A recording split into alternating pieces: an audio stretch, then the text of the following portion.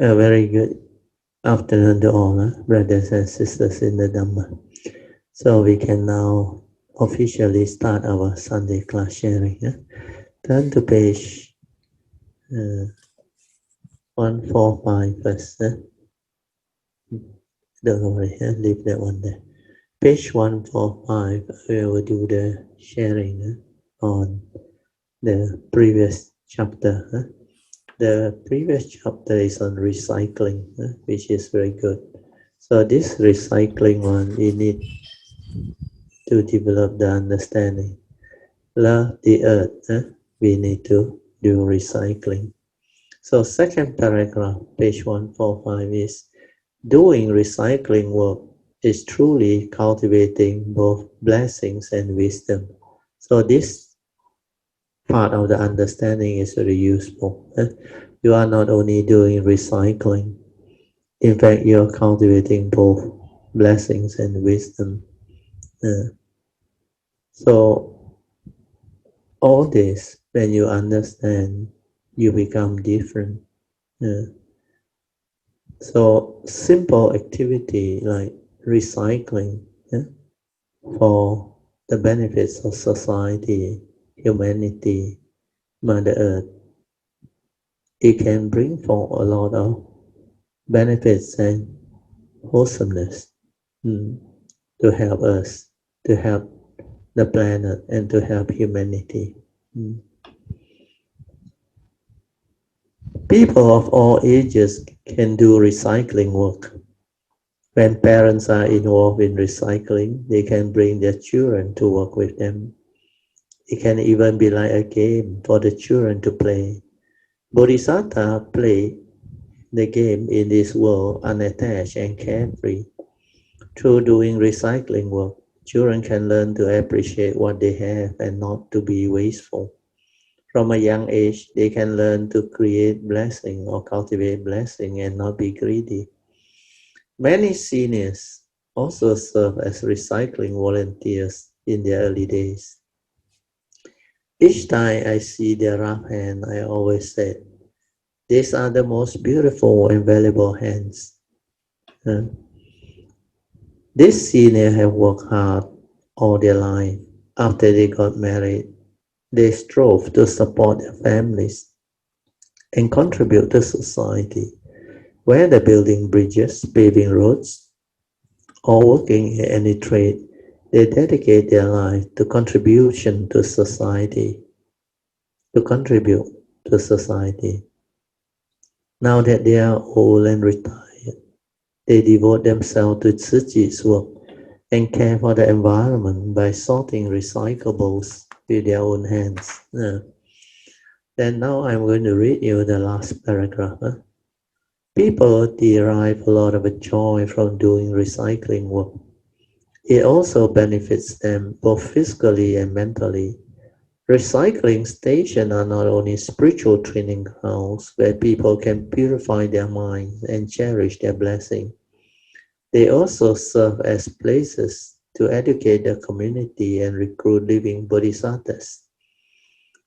In fact, recycling volunteers are able to personally practice or cultivate the teaching of thinking good thoughts, doing good deeds, and saying good words every day. They indeed lead a meaningful life. So these are the benefits. So it's just a recap before we move into the next chapter. Now the next chapter is love. It's a pure stream that cleans the mind. So we are at page 147. So today we will commence from here. Nowadays the world is concerned with the need for environmental protection. To mitigate disaster, we must inspire everyone to bring out their love and put it into action. In 1990, I said to the audience during one of my speech, please use the hands you applause me with to do recycling work. Since then, Tzu Chi has been promoting environmental protection for more than 2 decades. Means they have started in the year 1990. So now is the third decade already. Because they cherish the earth and cannot bear to see it harm. Recycling volunteers devote themselves to to collecting and sorting out all the recyclables.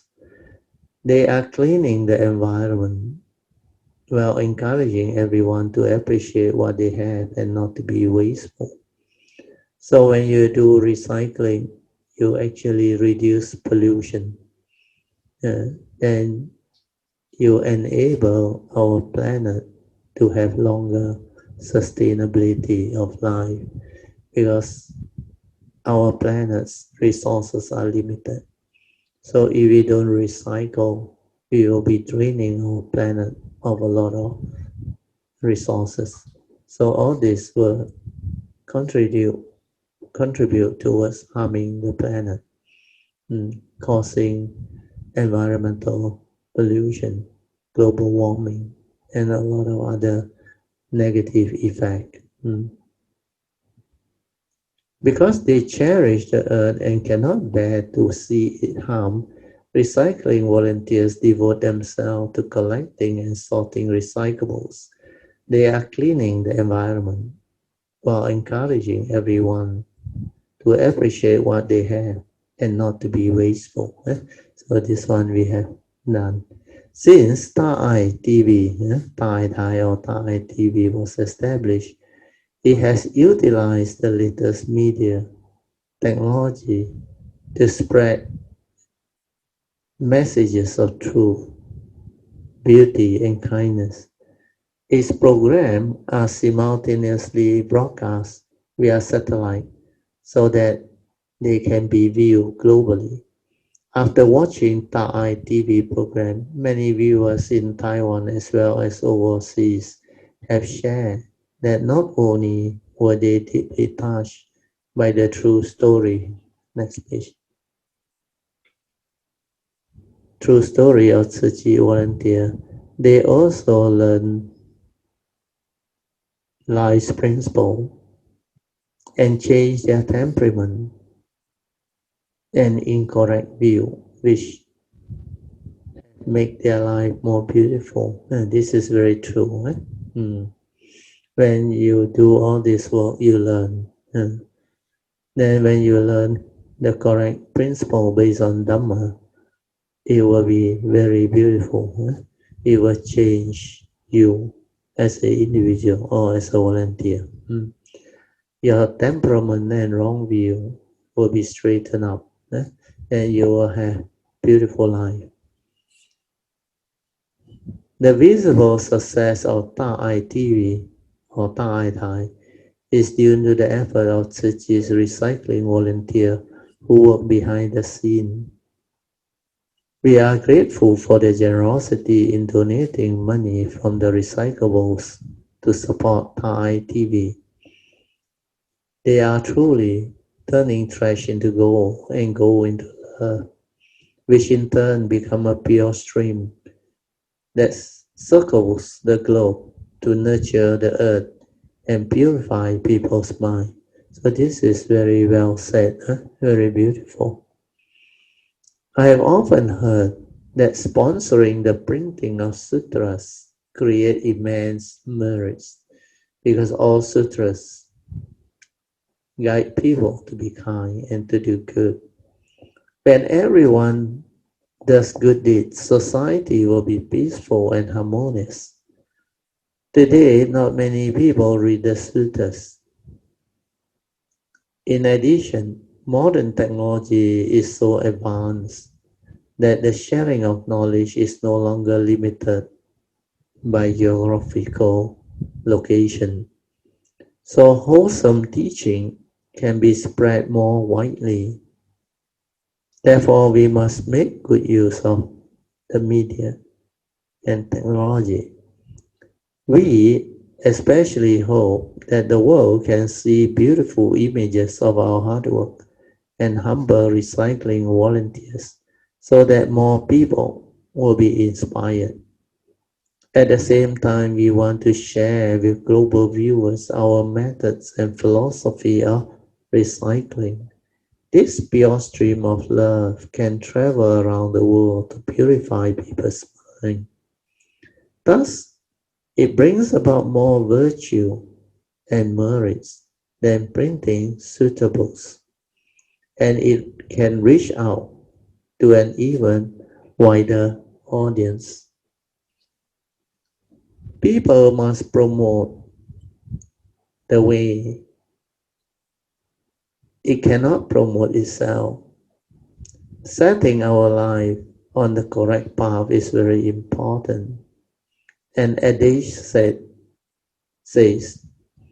we should seek the company of virtuous people in order to reform ourselves. As humans, we should tread the correct path. Traditional custom and etiquette make life beautiful. They are the proper humanistic culture that we should inherit and pass down. The media can disseminate real-life stories of exemplary character, and those stories can serve as guidelines for everyone to walk the path correctly. Such is true documentation of culture and history, and the most important goal of the media. Although Taiwan is small, the power of great love can reach far and wide. I hope the effect of this great love, or what they call a star eye, can spread to the whole world as long as we actively promote this spirit. I believe it will be very impactful or influential. So this topic is very interesting. If we can develop this pure love, it can become a pure stream that cleans our heart and our mind and our nature. So these are the possibility of applying Dhamma. When you apply Dhamma, there is virtue, there is understanding. Yeah. So when you apply Dhamma, Dhamma transform your mind state, and your mind state will develop all the virtue, especially love and understanding, love and wisdom. With love and wisdom, Tzu volunteers and humanity become beautiful beings. You can become a blessing to all. You can really help the world, help people, help mankind, help the environment, help society in a very big way. So love is to be cultivated, developed through wisdom and understanding. And when there is love, there is Dhamma. You can find on your own, you can check on your own. Without wisdom, there is no true love. True love is when there is really wisdom. So when there is wisdom, true love can arise. With true love, you become virtuous. You become very kind, very gentle, very wise, with good understanding. Then you can be a blessing to all. And this is how Dhamma functions. So Tzu is making use of Dhamma in their own special way.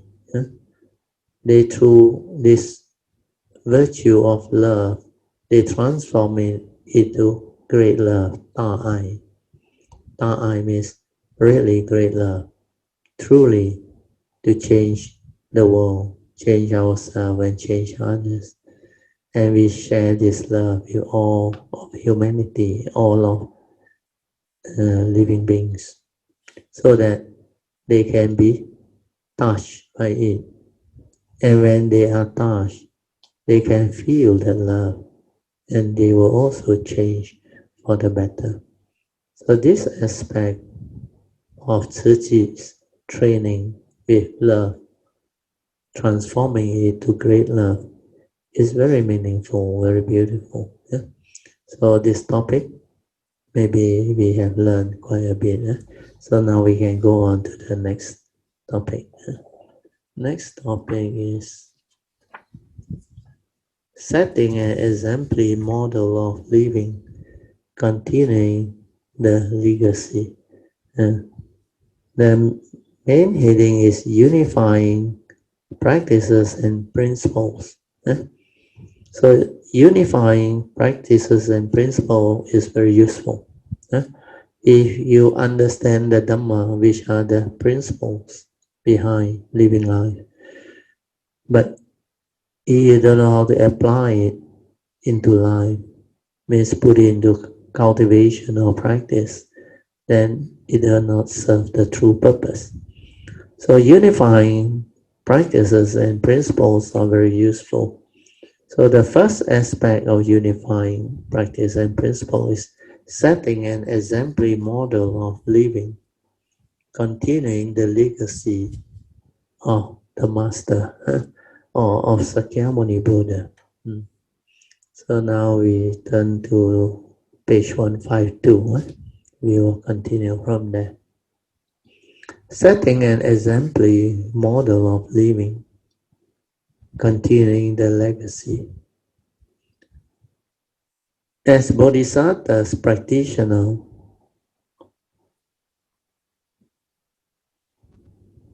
where can we learn the Dhamma? So this is a very good question. Where can we learn the Dhamma? In Tzuchi, we often remind each other, apply the Buddha Dhamma in daily life, and serve as living bodhisattvas in this world. So this is very meaningful, very beautiful. Not only can we learn the Buddha Dhamma as Tzuchi volunteer, we are also diligently walking the Bodhisattva path as we interact with people, thus integrating and applying the teaching to everything we do. So this is similar as what we intend to introduce as a new topic, Dhamma in daily life. So this Dhamma in daily life is the same, how you apply Dhamma in daily life. If you know how to do it, then Dhamma become a living Dhamma. It's not just knowledge or academic. So academic Dhamma or knowledge-based Dhamma will lead to what they call stereotype, rigidity. It will not help you, because it can't transform you. Or they call it the scholarly type. If you learn Dhamma for knowledge, it becomes scholarly, knowledge-based, thought-based.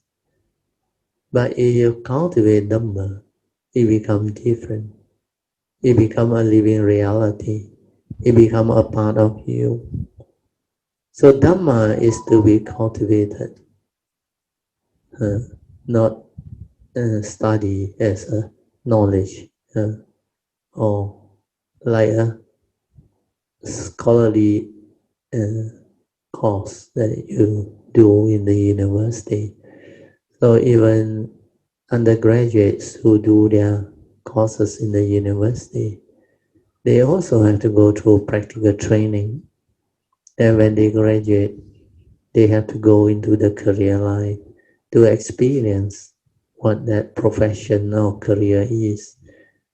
That is where they really learn the real training. Without going into life, without going into society, into the training within life itself, you can't learn. You cannot develop progress and understanding. That's the reason why I always share with you life itself is our greatest teacher. We can learn a lot of things in life. Life itself is where the Dhamma is. Without life, there is no Dhamma. Without life, there is nothing. So everything can be learned from life. So we will read on so that you can develop more understanding. We can find the Buddha Dharma in our daily life and in every person. This is very true. Huh? If we pay close attention, we can constantly learn lessons that will improve our life and relationship, also understanding. Yeah? But you need to be mindful, heedful, and observant. Yeah? That part we have to add it in. Yeah? And to be mindful, observant, we need to silence our mind more and more. We need to develop the stability of mindfulness or awareness within our nature. As we meet people who have grown up in different environments, we should realize that each of their life story is like a sutta to be read, regardless of their background, whether they are wealthy or poor, have a high social status or standing or not. The moving story of Tzu Chi volunteers helping others out of love are all worthy of being documented as part of a lasting legacy. Their story will inspire others to enrich their own life. This is very true. Huh? How many of you have watched the Tzu Chi Tang Ai Tai TV station? If you happen to have your TV channel set up and you happen to have the chance to watch them, it's very beautiful, very meaningful. You can learn a lot of things from their real life story. Tzu Chi's footprint can be seen all over the world with the heart of a bodhisattva who vows to help others who are suffering. Upon hearing their cries, Tzu Chi volunteers around the world will always go to those in need. In all parts of the world, they help and care for those who suffer. As they witness others suffering, they recognize their own blessing. These experiences allow them to further understand the wondrous Dhamma. So these are very beautiful sharings. Committed Tzu Chi volunteers practice the teaching with the spirit of cultivating a Buddha's mind and shouldering my mission. They cultivate sincerity, integrity, faith, and steadfastness within, and they act towards others with loving kindness, compassion, joy, and selfless giving. Not only do they influence others to do good, they also continuously improve themselves through spiritual cultivations. In this way, they become role models for others, and their story of loving kindness are documented as part of Tzu Chi's legacy. We see that by applying the Dhamma in their daily life. They treat all living beings with great compassion and benefits others with their every action. In this way, their experiential understanding helps develop their wisdom, as the Sutta of Infinite Meaning states. So this sutta is called Wu Liang Yi Jing in English, and it's a very beautiful sutta. After this book, we will go into the sharing of that book, Wu Liang Yi Jing, Sutra of Infinite Meaning. This sutta states, infinite Dhammadal will readily appear before us. Right? Finish. So fast.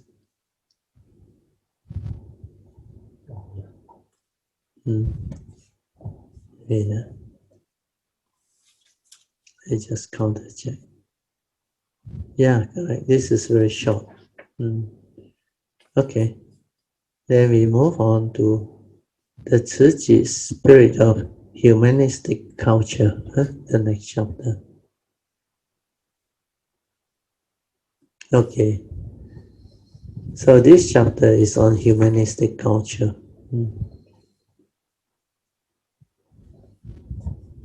Humanistic culture, the Mandarin word is Zhenwen, literally means the culture of respecting humanity. By applying the spirit of humanistic culture, we are also engaging in spiritual practice while living our daily life. Humanistic culture is not a new concept.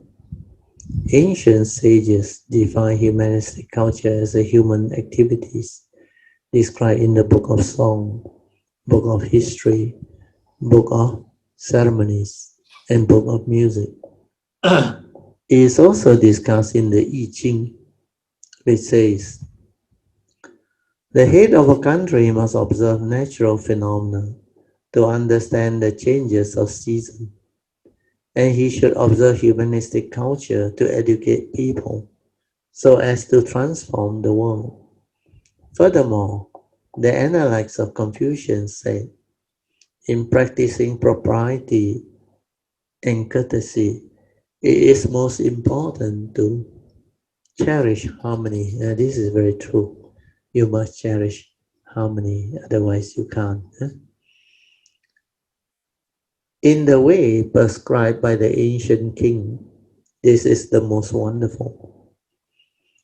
To exhibit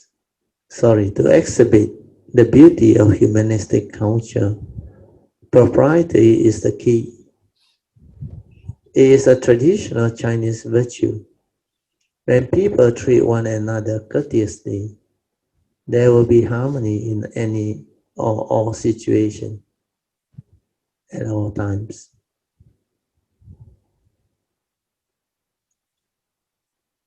So this virtue, courtesy, is very useful. When you are courteous, there is no conflict. And because there is no conflict, there is harmony. Religion provides a purpose in life and guidelines for living. The aim of any true faith is to educate people and make life more meaningful. To me, a beautiful life is just a simple life. They should add in. It's just a simple life when you understand. People often tell me, Tzu Chi volunteers are full of grace. Whether the volunteers are doing international relief operation or community service, a sense of peacefulness and friendliness can be felt in their presence. There is an example of humanistic culture. So to be human, we must have all this humanistic culture and virtue. Besides offering friendship and peace, Tzu Chi volunteers practice propriety. Whether they are walking, standing, sitting, or lying down, these are the four postures. They show propriety and set an example for others. They must follow the proper etiquette, whether as parent or as children. Tzu Chi volunteers abide by the Tzu Chi's 10 precepts in daily living. By doing so, they demonstrate Tzu Chi's humanistic culture. That's why they are being guided by the Tzu Chi's 10 precepts. Nowadays, propriety and sense of humility are forsaken in the pursuit of personal freedom and licentiousness, or what they call materialistic wealth. People embrace greed and forget about moral ethics. The fight for fame and fortune is insistent. Life is never enough and insatiable. Insatiableness has become the norm. Some people think they can do whatever they want if it makes them happy. However, Tzu Chi volunteers know that they should refrain or absolutely refrain from doing anything that is improper. Same as the advice of the Buddha, avoid all evil. They know very well that if they simply did as they please, they would become deluded and lost their direction. So they abide by the rules.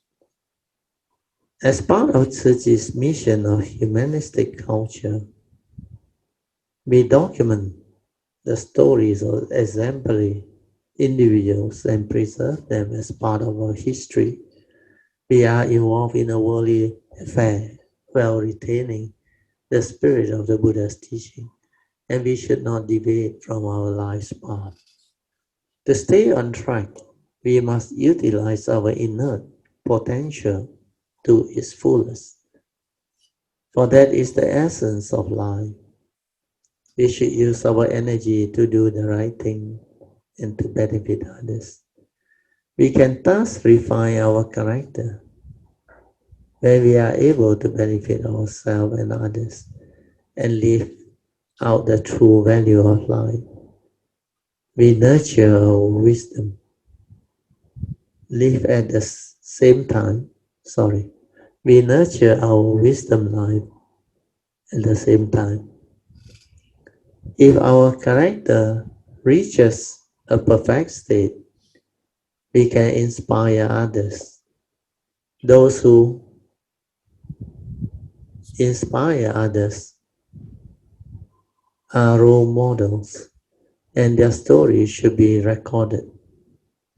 This is the spirit of Tzu Chi's humanistic culture. So if you can inspire others to do good, to do wholesomeness, this is really wholesome. Tzu Chi volunteers strive to to realize our Buddha nature or our inner three threshold. I believe in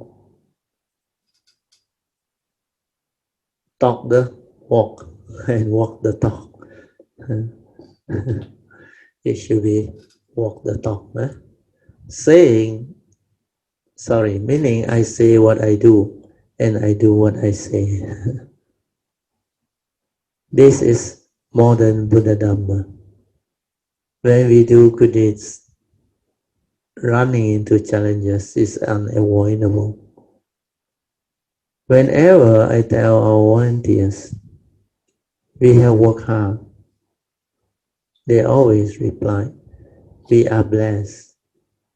They are able to see hard work as a blessing because they have very few desires and they are always contented. The more we do, the happier we are because we can contribute with joy and have enough courage and stamina to overcome all these difficulties.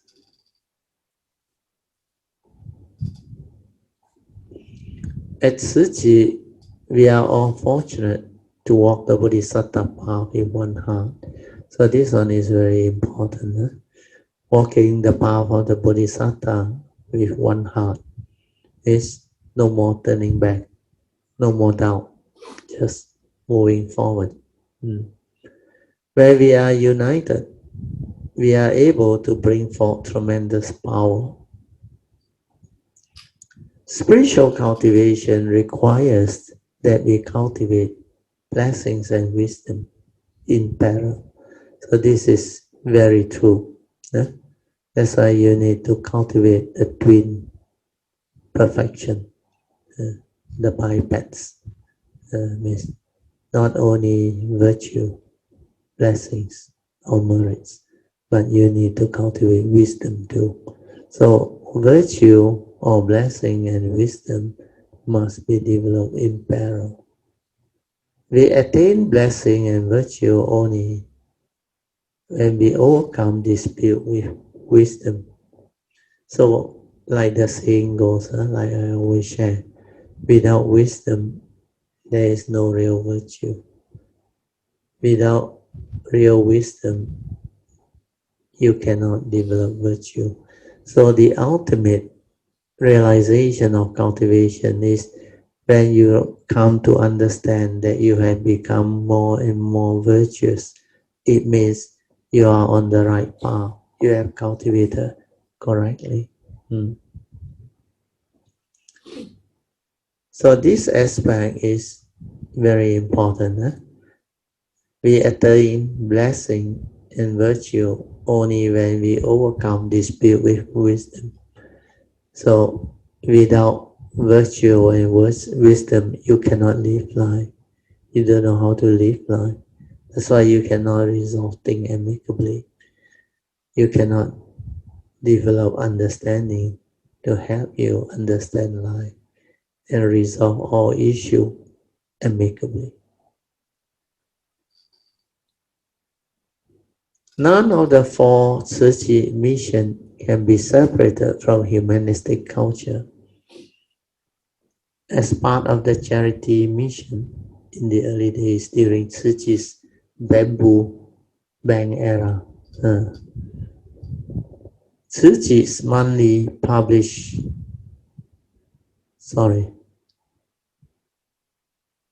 Tzu Chi's bamboo bank era, they used the bamboo container to actually help to save money in small amount.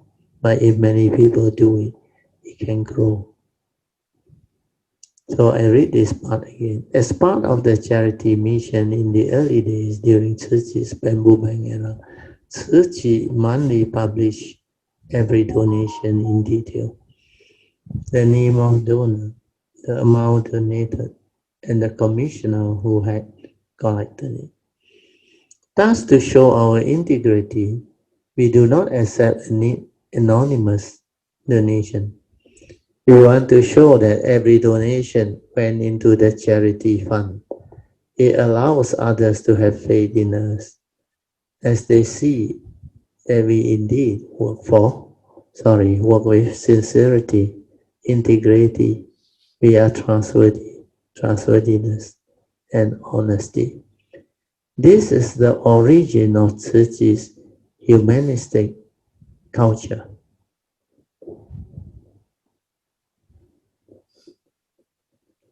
And after charity is their medical mission, focus on saving life and safeguarding health with love. Our medical teams reach out to patients and form close relationship with them. Our volunteers stay by the patient's side to help alleviate their physical suffering, their physical pain and mental suffering. All of this action shows the humanistic culture of the many medical mission. To carry out our education mission, the third pillar, we provide complete education from kindergarten through college.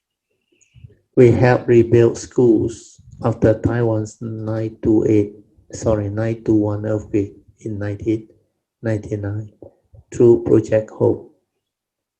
Even having completed so many rebuilding projects, our most important contribution is still the volunteers' love.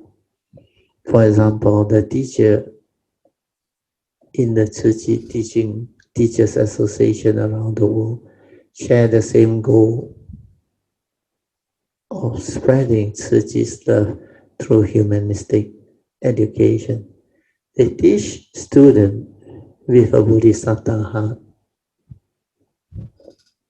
Naturally, the mission of humanistic culture focuses on promoting respect for humanity. The mission also includes documenting and broadcasting true story of exemplary Tzu Chi volunteer to bear witness to compassion and enrich Tzu Chi's Sutra treasury. Let me have a drink first.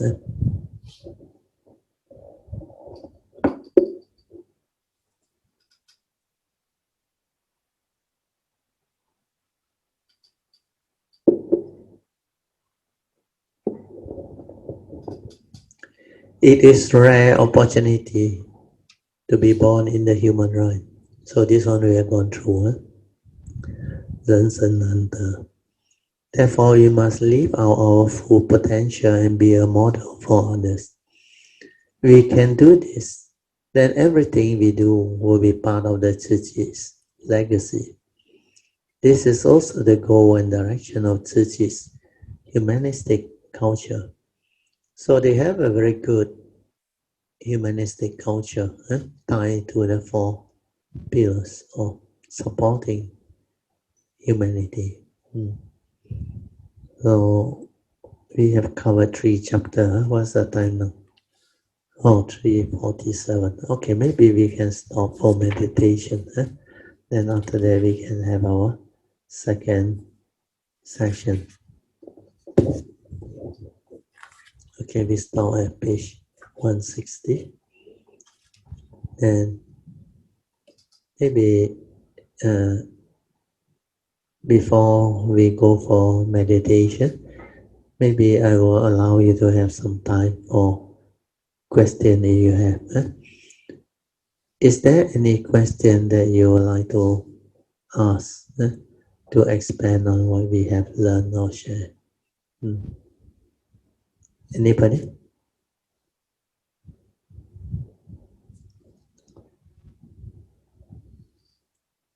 You can just come in.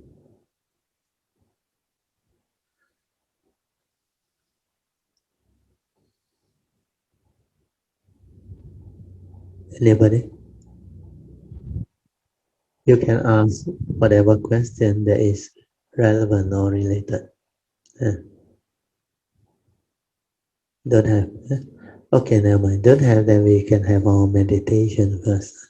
We will have 45 minutes of silent inner awareness meditation.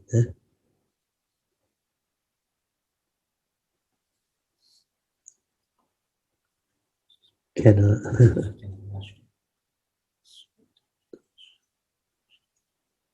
Jin Hao is trying to, I think it's written on the board, maximize Zoom window. Yeah. So Jin Hao is learning to use this Zoom video with today. My daughter and some of these youth members among their group, they are at the retreat, self-retreat. It's only 4 day, 2 night self-retreat. Okay, we'll off the light, so that you can have your 45 minutes of silent awareness-based meditation. Okay, so as usual, relax, maintain awareness, and let your mind settle down. Then the original state of mind will revert, will come back to you. You will realize your true mind. Okay, I will set the alarm now. So always remember, relax body and mind entirely, be at ease, free your mind. Then after that, maintain awareness. Don't try to know, don't try to do anything. Whatever that arises, let it be. Then just maintain awareness. Aware, silent. Aware, silent. Just like mind sweeping method. Aware, silent. So feel, relax, aware, silent. Uh, this will help you decondition your heedless thinking or your mundane thinking. Then when you are able to maintain awareness, you will start to experience more and more peace, more and more quietness. Then the shift of consciousness will come. You will experience the silent mind, the self, the awareness nature within, which is just aware. Then that tranquil state, peaceful state of silent inner awareness, they will appear and you will realize it. Then you will be able to be with it. So stay with it for as long as you can. Maintain the awareness.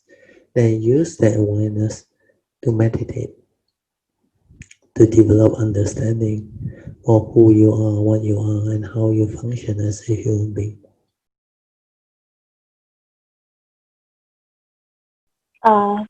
Sharing.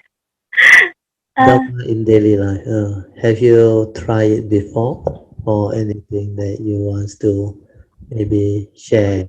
Or Or maybe I talk about today's meditation. very good. Okay, that one is better. Yes. Yeah. Okay, today, um, in the morning, because in the morning I joined the retreat in the Oh, morning. the youth one. Yeah, the timetable in the morning. The Zoom with the monk one. Yeah. So I noticed that in the morning was a lot of thoughts, and then can you hear me now? Okay. Yeah, In the yeah, yeah. morning, Sure. Loud and clear. having Yeah. a lot of thoughts. So I was like, then I was trying to aware, but it's not aware. Actually, it's just following the thoughts. Go round and round and that. Oh, Then, okay. yeah, I noticed that way. Yeah, yeah, yeah.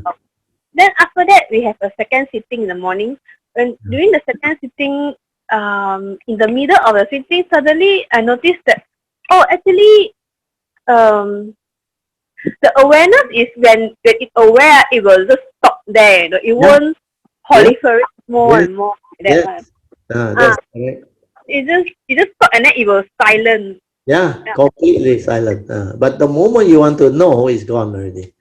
Yeah, it's very. It's Mm. like like next one, Yeah, next yeah. Because and then aware that. yeah. Let me Uh, you listen, You listen, The first sharing that you share just now, the initial one, the first thing you say you are not really aware. It's like there is a thought following the thought. Understand? And that is still thought-based thinking. The thought is still actively Trying to know means the thought try to know whether it's aware or not. Or the thought is trying to be aware. So forget about that one. Don't do that anymore. Just relax, maintain awareness. So find out if you are really relaxed and maintain awareness, what happened? Because you will experience that shift of consciousness. Like your second sitting, you realize there are certain moments where it's completely silent. But the moment you want to know or get excited about it, it's gone. Awareness is like that. So when awareness arises, don't get excited. Just recognize it, understand it, then continue to relax. Maintain that awareness. Maintain awareness means just silence yourself away. Don't try to know. But because you have the senses, there will be contact. So immediately upon contact, away, finish. No need to continue with the hearing or emotion or movement or stirring of the mind or reaction of mind. Forget about it. But if you do that, the mundane mind arises, the thinking arises. Because from perception, it starts to think. It starts to create sankara activity. Perception will trigger memory. Because without memory, there is no perception. Then memory has its views, opinion, and conditioning. That's how it will condition you to think, condition you to react. But all these are very fast movement and they are very subtle. Without mindfulness, you cannot see, you cannot understand. That's why the mundane mind keep on arising.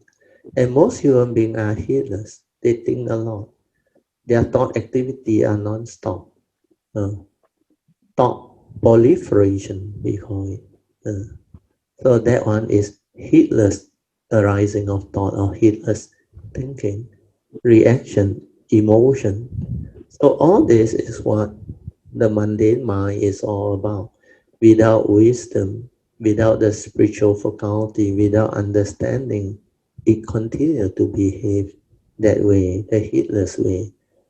So meditation is to see all this, understand all this, and ask ourselves, why are we not peaceful, not able to go into the meditative state of inner peace, inner calmness, and inner awareness? Most people didn't understand that it is because they lack the five spiritual faculties. That's why the five mental hindrances arise. So when the mental hindrances are there, it will hinder your mind from entering the meditative state of inner peace, inner calmness, and inner awareness. So that is what is happening. So because they lack that understanding, they don't know what to do, they try very hard to meditate. So who is trying? The thought is trying. And when the thought do that, it becomes active. That's why it becomes thought-based meditation. Then the thought that is trying becomes the meditator. Then they will, through memory or conditioning or thinking, recall what instruction they have received. If they were told to note, they will note. If they told to focus, they will focus. Then sometimes they were told to do gullible thing, ridiculous thing, because they cannot do away with the heedless thinking. They will teach you how to note thinking, thinking, thinking. Or when you become emotional, angry, is anger, anger, anger. Thinking that by repeating all this, it will disappear. It is not that way. Meditation is not like that. You have to understand why are that heedless thinking there? Because you lack the spiritual faculties. The mental hindrances are active. The mental hindrances come from your daily life. When you do not have a deep, stable religious routine to maintain your state of mindfulness or awareness throughout the day, then you will become heedless. Because at every moment of sense experience without mindfulness, awareness, and the initial wisdom, your mind will stir and react. You will react to what you see, what you hear, what you smell, what you taste, what you tactily feel and think. So when this one happens so often, this is what the Buddha called the first two mental hindrance of sensual desire and ill will, your like and your dislike, your pleasant and your unpleasant sense experience. So if throughout the day you keep on arising these mental hindrance, it will hinder your mind from entering the meditative state of inner peace, inner calmness, and inner awareness. That's the reason why you cannot meditate. You cannot be in the meditative state. So what must you do? Because this one becomes habitual tendency after a while. So when it's habitual tendency, every time you sit down, you want to quiet yourself and meditate, you can't. So that is what is happening within the Buddhist community as so-called meditator. And when they don't understand, they need something to stop all this heedless thinking. That's why they come out with methods and techniques, object of meditation, to fix the mind, to control the thought, to go into one-pointedness. Otherwise, this habitual tendency or the heedless thinking continue. Then the mind wanders off very fast. That's why anapanasati is to bring the mind back, to develop mindfulness, awareness.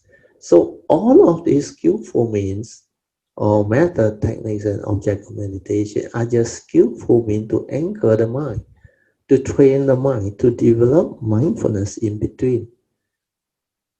But they don't understand. They thought the method and technique and the object of meditation is the meditation. They thought they must always note and focus and do something. When they do that, they think they are meditating. No, the opposite is true. When they do that, they are creating more thought. They cannot meditate where they are not in the state of awareness, mindfulness, or heedfulness. They are actively creating thought. So this understanding is very important. If you understand this, what must you do? You must train your mind to develop the spiritual faculty to overcome the mental hindrance. Then very easy to meditate. So the daily religious routine to stabilize your daily mindfulness in the midst of life is very important. If you live life in an orderly manner, means you are not in the state of disorder when you live life, means you are not heedless. So order is the word used by J. Krishnamurti. The Buddha used the word heedfulness. If you are not heedful in the midst of life, you become heedless. And the heedless are as if dead, finished. You don't stand a chance to develop the spiritual awakening, the spiritual understanding, and the spiritual life. But if you train your mind to be aware, then stabilize it to be ever mindful, then use it to live life, use it to cultivate noble eightfold path, you become heedful in the midst of life. And heedfulness is the path to the deathless. The heedful never die. So after understanding all this, meditation becomes very easy.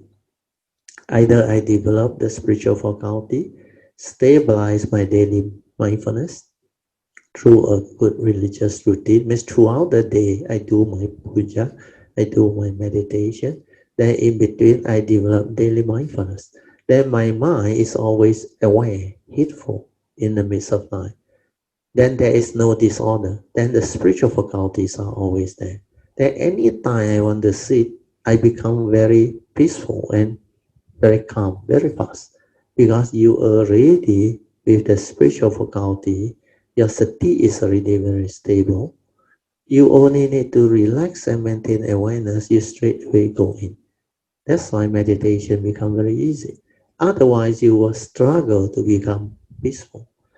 So the technique that I teach you is the best. In fact, it comes from understanding to Hui Ning's teaching. Hui Ning say the first hallmark of meditation is to realize no thought. To bring you direct to the state of no thought. No thought means what? No thought means the mundane mind is not active, silent. Then when that happens, your awareness shines forth. You realize the true mind, which is your silent mind, your meditative mind. And that is the mind that can meditate. That's why you must go there. So how to go there? Relax, maintain awareness, don't do anything. When thought is not active, it will slow down and finally it will cease. And when it ceases, you will realize it because as you silent and maintain awareness, there is a shift of consciousness. It's like suddenly your sankara activity or your thought process, your thinking, like slow down, where you don't feed it with any more thought energy. There is a short note that I think Man Yuan did. I just completed it. I will share it afterwards. Maybe that one will help you to develop the understanding. Just give me a minute. I try to share it. The Path to Truth for Modern Day Bodhisattva Practitioner by Master Xi Zhenyuan, Zhenyuan Fashi. We were going through the topic coexist with Earth and cherishing everything, appreciate our blessings. So we were at page 127 to 132. So this one is dated 16 August 2020, the previous Sunday class. Number 1, learn to see things as they are. Accept all realities as conditions arising within the moment and be at peace with all things. The world is the world, and people are just the way they are. With wisdom and understanding, our mind can always be at peace with all situations. That's why this ability to see things as they are means just let things be and accept all realities as conditions arising within the moment. Then be at peace with all things means silence your mind, maintain awareness. No need to stir your mind or react. Develop the ability to be at peace is silent away. Then you will understand. Then when you have the clarity of mind, when you are at peace, you do not stir your mind, you do not react. That's how you act. You act with clarity, with mindfulness, with awareness. Then you inquire, what happened? How can I resolve all this amicably so that I can move? So that I do not perceive anything with negativity and call it a problem or something that I don't like, that I don't accept, and I want things my way, which is not nature's way. Then number 2 is also very useful. We need a very stable daily mindfulness to observe with the silent mind how we are conditioned into our like and dislike. And this is meditation.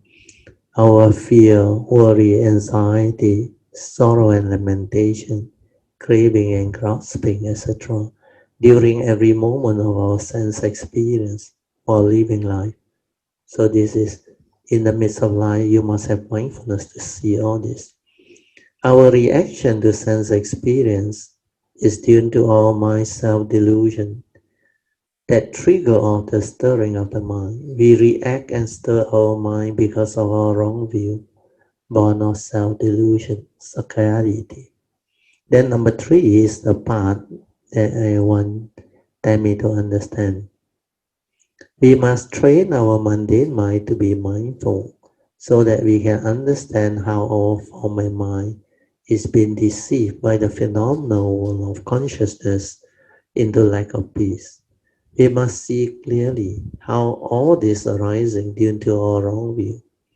Ask ourselves, it is a wrong thought that torment you and does not lead to wholesomeness and the sublime mind state of inner peace, tranquility, and equanimity, then why arise them? Wake up.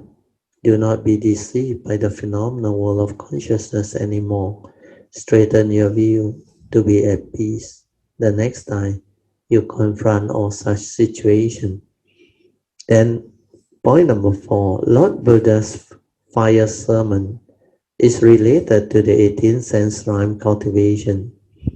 It can awaken us if we can develop the understanding of it.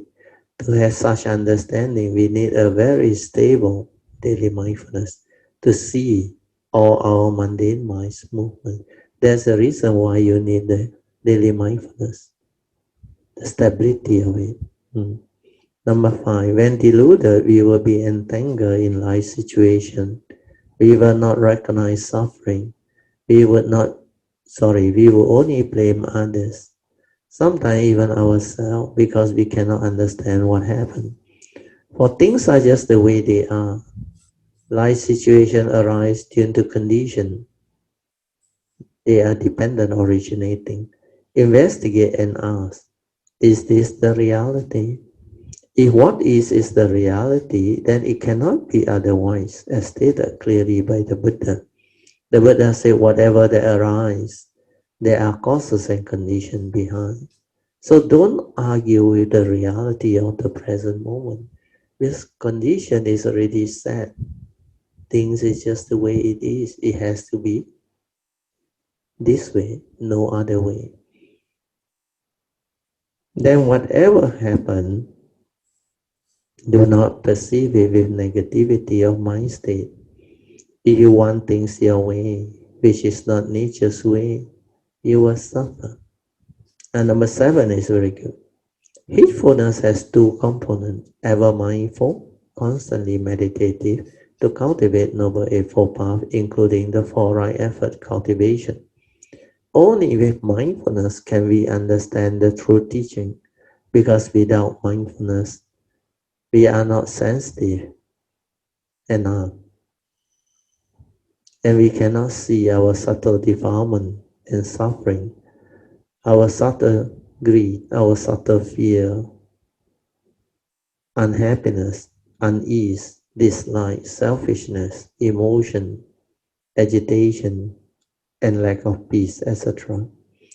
When heedless, we cannot even recognize our gross defilement, like anger and other defilements.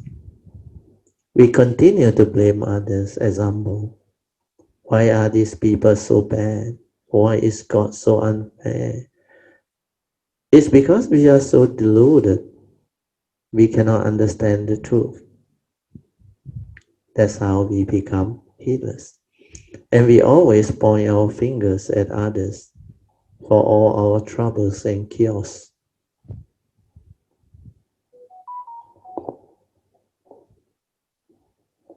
to arise. And chaos. This is how ignorant condition the 3 evil roots to arise within us. Then number 8 is very useful. Number 8. A cultivator will silence his mind and investigate the Dhamma. Start with a clean slate. By assuming you don't know anything, investigate the Dhamma and find out. Do not believe what you hear or read. Always put it to test. So how to investigate? You have to silence your mind. With awareness, be aware. Do not add in anything. Do not bring in your memory to actually cloud your direct seeing or experience. Because when you see something or perceive something through your senses, if your memory come in, it will distort it. Well, your memory is full of views, opinion, and conditioning. And that one don't have wisdom, don't have understanding, it cannot understand.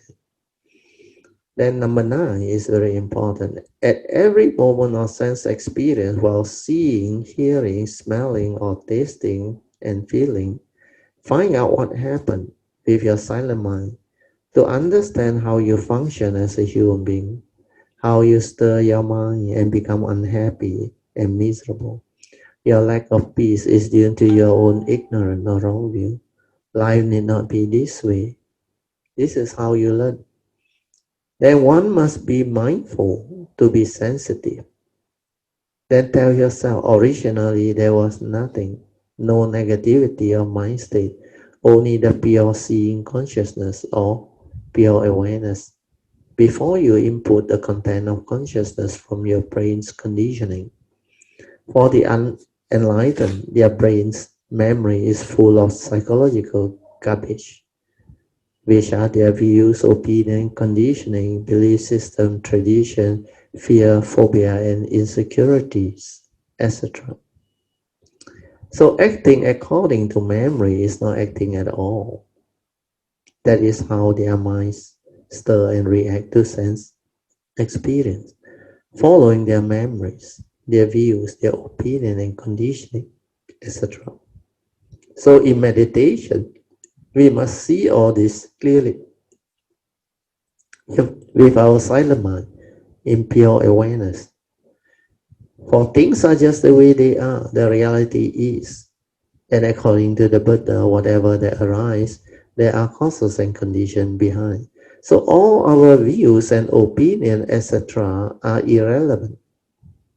Learn to see things as they are before the egoic mind comes in to interfere with our pure observation or seeing.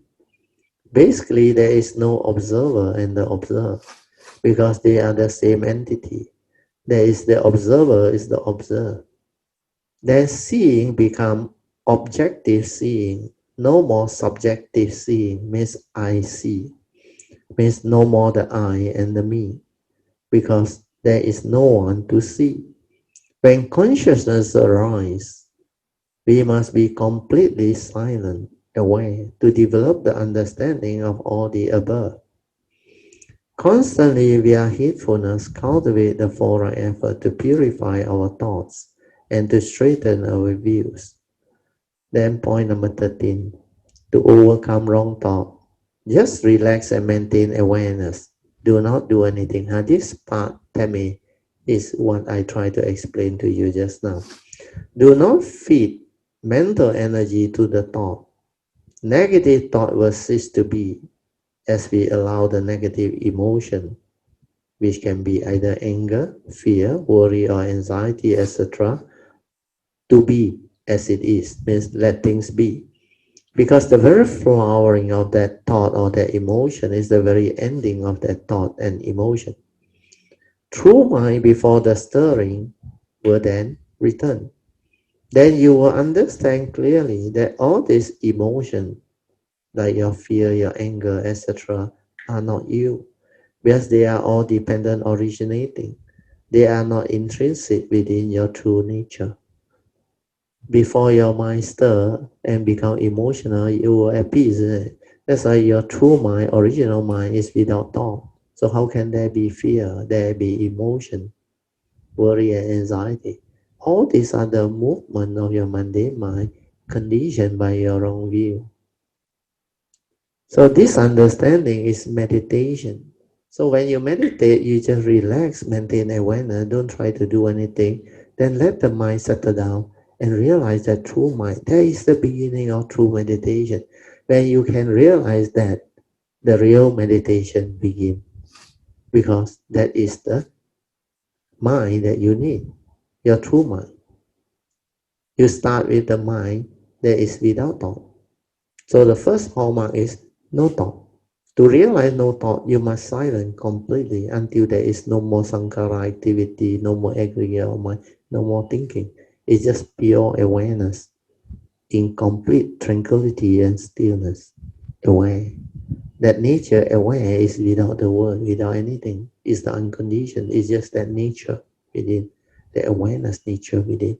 Realize that, stabilize that, then you will progress. Then number 14. When condition is like that, things will be like that. Understanding this is wisdom. We become peaceful if we can accept the reality of the moment and do not want things our way. Our mind is always free. After that, only we act with wisdom and understanding, following Noble Eightfold Path. That's how you live life. That's how you act. When we lack spiritual faculty, mental hindrance will be there to hinder the mind from entering the meditative state of inner peace and inner awareness. How do we reverse this? Cultivate the opposite 5 spiritual faculty, or alternatively, do the mind sweeping method combined with metta. Just feel relaxed, no more thinking, to decondition the heedless thinking. When we think we exist, the problem starts. Self-delusion or Sakaya-ditthi has arisen.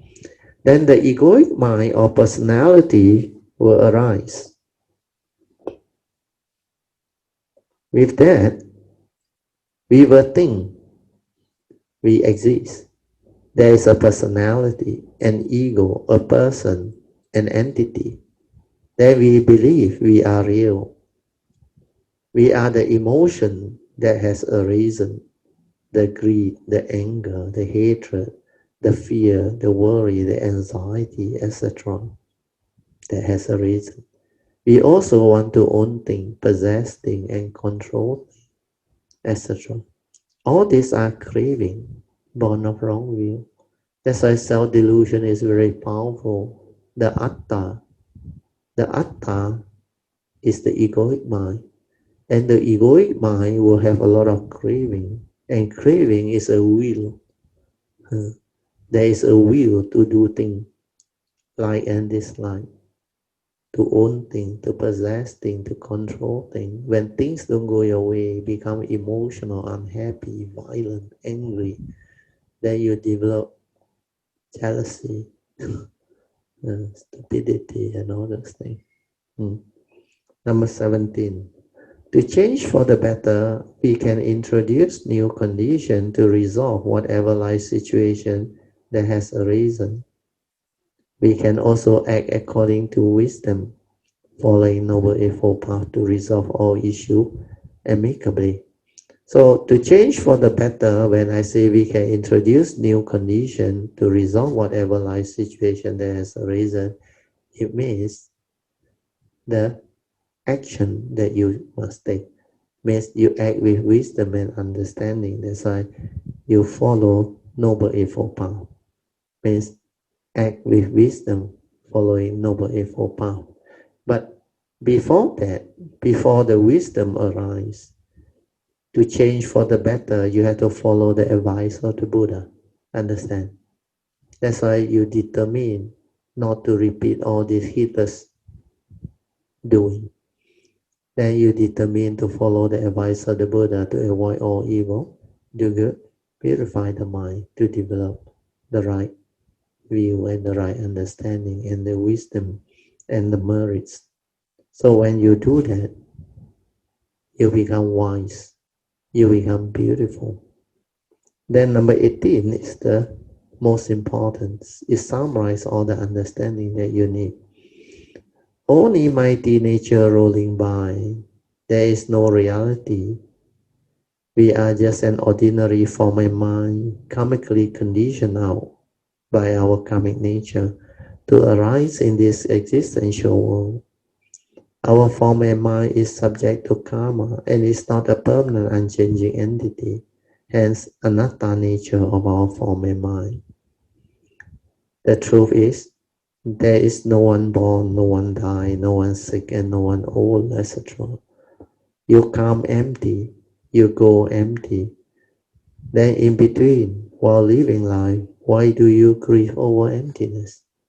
So this is very beautiful, and you can understand this easily because life is just an understanding. When you understand, you become beautiful, you free your mind. Because if you look back at life, the moment we are born into this world, do we bring along anything? You didn't bring along anything. That's why you come empty. Then when you leave this world, can you bring along anything? You can't either. Because your own body, form and mind also you can't bring along. Only the consciousness separate. Then they say you die. Your entity erased. Then what happened? They cremate your form and mind.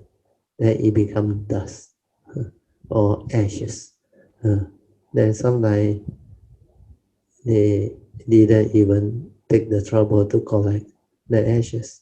They just let the crematorium dispose it off. Then some who wants to remember you, maybe they take your ashes, then put it in an urn. Then maybe they go and buy a space and pay a lot for it. But it's for them to have the condition to recall to mind what you have done to them. Maybe they are your children or your loved ones. So this is what is happening to the world. So without wisdom, you end up this way. But for the cultivator, they know if you can develop the condition to understand what happened is if they really have the parami, the wisdom and the understanding, like the Buddha, the enlightened beings, their ashes have crystal and they can actually bring forth good energy, pure energy. So if you have the condition to collect them, to receive them, then you can actually donate them or keep it in a place where it can bring forth the good vibration or pure energy.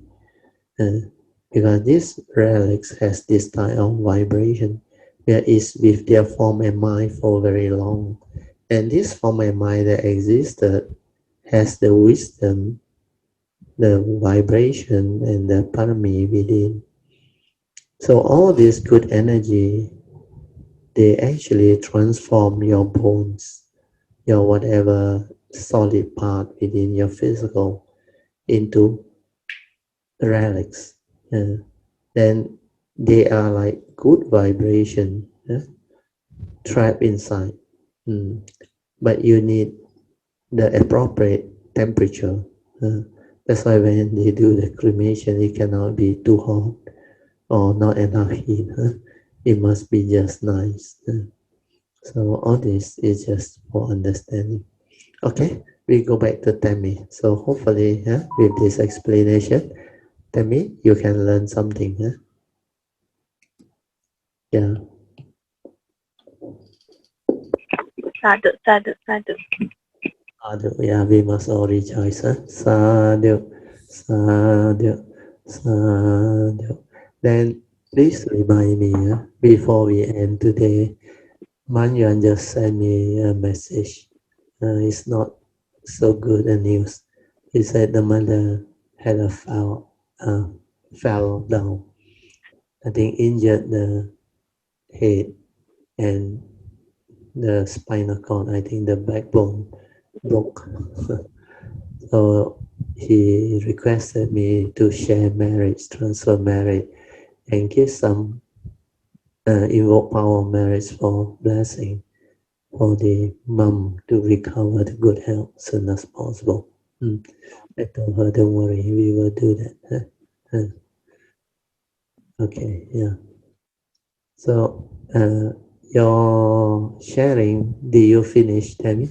Is there anything else?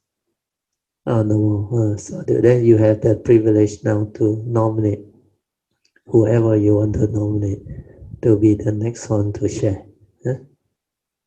Oh, Manyan is here already. You want to nominate Manyan? Or anybody that you can see? Yeah. Who? You want to nominate who? Sister Manyan, please. Sister Manyan. Manyan, you are called. Tammy nominated you. Yeah, Manyan. Yes. Aditya, Yes. thank you. No problem. Yeah. Sadhu. Aditya, I just want to share what happened for With my your mother. Yes. Yeah, my mother a few days ago was walking out from the house, and the neighbor passed by with the dog. Oh. So the dog, yeah, the dog Attack was very strong, Oh. and I think it broke out from the grip of the owner, and the Oh. owner fell to the ground. Oh, you. So my mother at that time, she was going out from the front gate, Yeah. and when she saw the neighbor fell down, she wanted to help the neighbor to get up. Yeah. Now the dog was free from the grip, right? Yeah. The dog actually is not a fierce dog, but it's very playful and very strong. Oh. So it came to my mother and start pouncing on her. Oh. And yeah, so my mother, because she lost her balance, and she fell and she hit her head at the back here against the stone seat outside the house. Oh, okay. Yeah, so when it happened, I was also outside, but then inside the gate. So I rushed out, and as I rushed out, my mother was already lying on the floor, and I tried to help her out because she was saying there was a lot of blood coming out from the head already, and she said that we couldn't get up because it's painful. Yeah. Yeah, but I was surprised because the neighbor, when she got up, she just pulled the dog away and then she walked off, Yeah, she walked off, and my mother was still lying on the ground, and I couldn't pull her up because she's kind of heavy also lah. And my brother, because he hurt and he came running down, and then after a while we were able to take my mother. She was able to stand up, and we went back into the house. And then we were thinking we should go to the hospital and not a clinic because of age. Yeah. Yes, better to get the hospital to check. Yes. Because you are entitled. You are a government servant. You can go. My mother is also a government servant. Oh, no. Under you can get first class treatment. You're entitled to Division 1 officer. Yeah. Oh, your Bank Negara got special clinic or Bank Negara special panel or specialist center? That one is only for staff. If it's for parents, it has to go to a government hospital. Oh, okay, okay. Yeah. So my parents never use my benefit lah. They use Oh, their own. Yeah. okay, okay. Yeah. So finally, did you decide to send her? We sent her to the university hospital. Ah, good enough. University But what I hospital. wanted to share with you is when I was there, the doctor X-ray my mother both places at the head where she fell, Yeah. and also the back because she complained that it was very painful. Yes. The whole back, in fact. Yeah. So the result came out. The head was okay, but she had to go through a few stitches, 5 stitches. Oh, that one. But it was okay lah. There's no fracture. Yeah. There's no severe fracture or injury. Yeah. Yes. Yeah. But the backbone part of it was fractured. So I called home lah. I called home and told my father. No, actually my father called me asking how my mother is. Yeah. So when I told him, he got very emotional. Oh, definitely. He went to the next door. He told me when I came home. Before that, he didn't tell me. Go to the neighbor. He went to the neighbor. He started banging on the door. And then he told me very angry. He never come out, When I heard also, I got angry because before that, I wasn't angry yet. I was thinking, it's okay.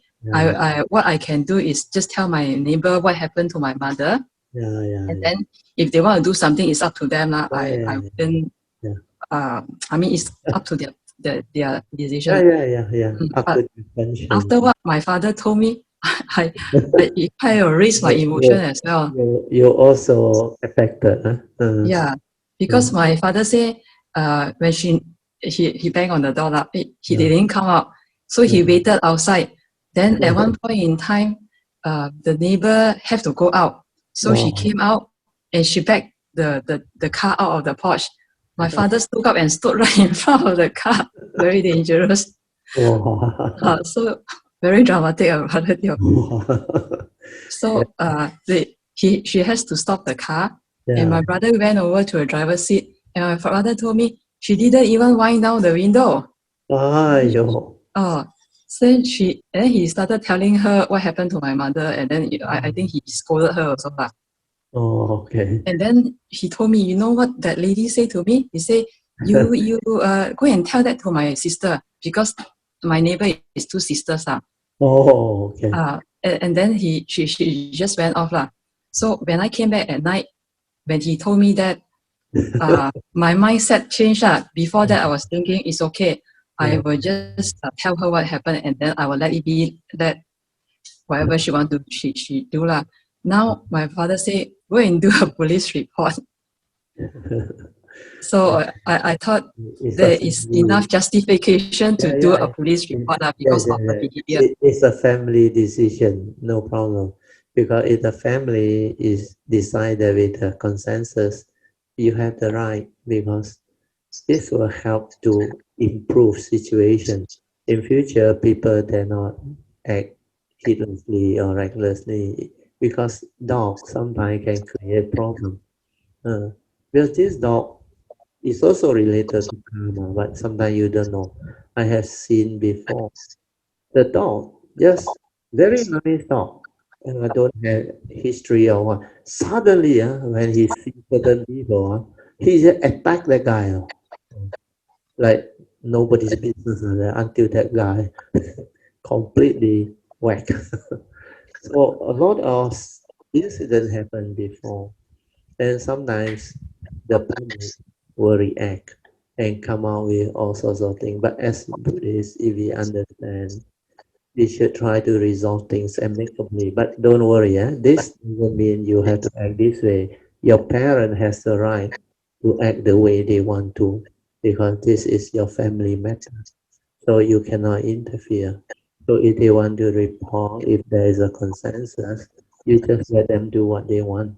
Then let things unfold. Well, sometimes it can lead to good and wholesomeness, we never know. So as a Buddhist, we can have our own understanding. We will resolve it amicably. But sometimes because of karmic you want to make police report, actually, it's their right. And there are reasons for it.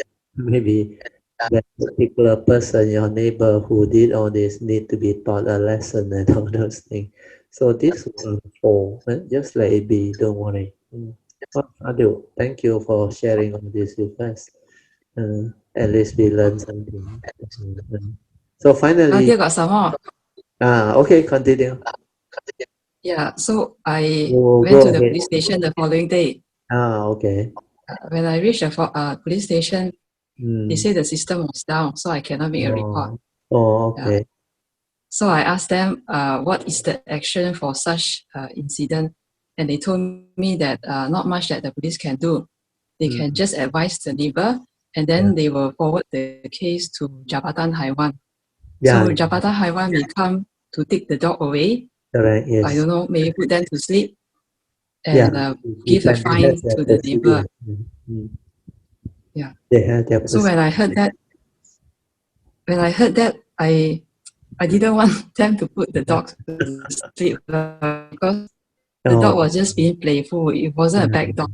It wasn't like attacking. It was like playful, pouncing on my mother. Oh, okay. Yeah.